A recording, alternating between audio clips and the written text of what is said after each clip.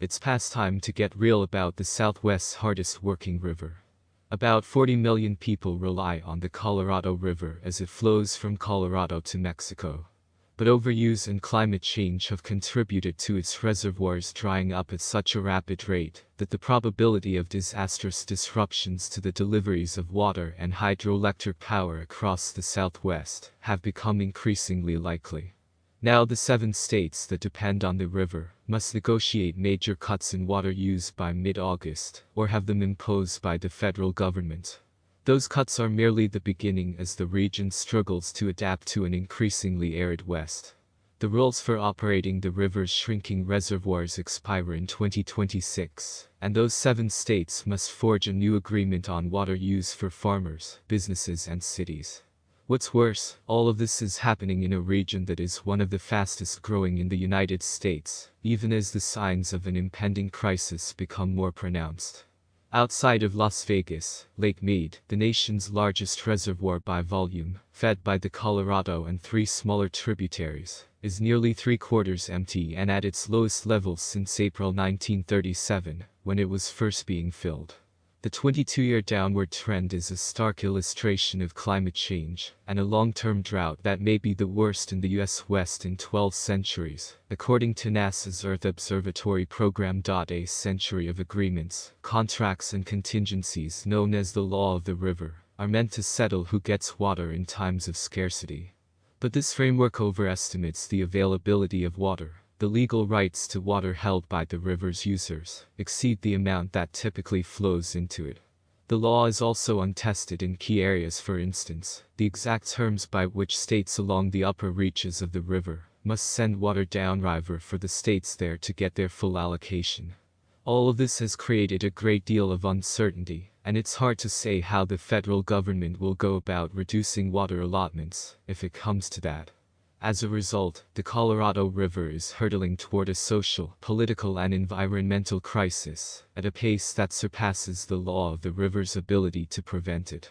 In a world of less water, everyone who uses the river must adjust. Inevitably, every water user, from large irrigation districts to sprawling cities, has an argument for why it should not be cut. Arizona and California, which draw most of the water from Lake Mead, along with Nevada, make up the lower Colorado River basin. Their interpretation of the rules differs from how the upper basin states of Colorado, New Mexico, Utah and Wyoming see it.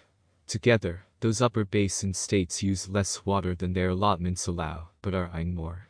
The onus of any cuts, they argue, should fall on the downstream states. But federal officials have made clear they expect all states and users to compensate for the shortage. Significant cuts in water allocations will require sharp reductions in water use through conservation and other efficiencies, and a significant investment in infrastructure. This will look far different from the canals and dams of the 20th century. This new approach will involve strategies to reduce water use by converting lawns to desert landscape, for instance, improving water delivery systems, and reconsidering which crops to grow in an arid environment. So-called augmentation projects, such as desalination plants and indoor recycling projects, are being studied. But they are years away. Agriculture uses about 70 to 80% of the water. As the Southern Nevada Water Authority's John Ensminger recently said, you can evacuate Denver, Salt Lake City, Albuquerque, Las Vegas, Phoenix and Los Angeles, and still not have counted up enough water to meet the needed reductions. But asking farmers to idle fields, apply more efficient irrigation practices or switch crops, often comes with cascading consequences that are not just economic. They are social and political, costs absorbed by whole communities. For the Imperial Irrigation District in Southern California, the river's largest user, for instance, using less water, means less runoff flowing to the hyper-salty Salton Sea, where exposed shorelines are a source of windblown toxic dust. It is easy to point a finger at agriculture's outsized cumulative use, but growing food requires a lot of water. Entire communities have formed around the promise of water. Future plans must include comprehensive investments to ease consequences of asking irrigators to use less. Reliant on the Colorado River with ambitions to grow, cities in the basin must share in the pain. It is inequitable to expect the agricultural sector to take painful cuts, even as some states envision unrealistic futures in which additional water can be diverted for growing populations. Cities must adapt, and there are proven models for doing this. This footage reportedly shows Ukrainian Omega special forces taking on Russian troops in occupied Donetsk. The images show the special forces unit flying low in the sky in helicopters. The footage then shows them trekking through a forested area. They can then reportedly be seen shooting at unseen Russian soldiers, with the footage then apparently showing them blowing up Russian military equipment. The special forces soldiers can then also be seen lying in a forested area waiting in what appears to be an ambush.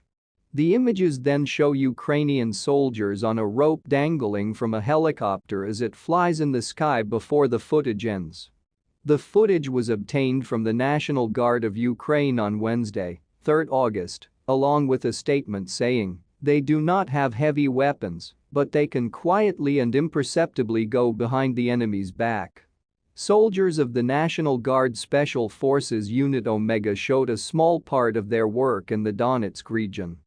The images and information were also relayed by the National Security and Defense Council of Ukraine. The Omega unit is a special forces unit that is part of the National Guard of Ukraine.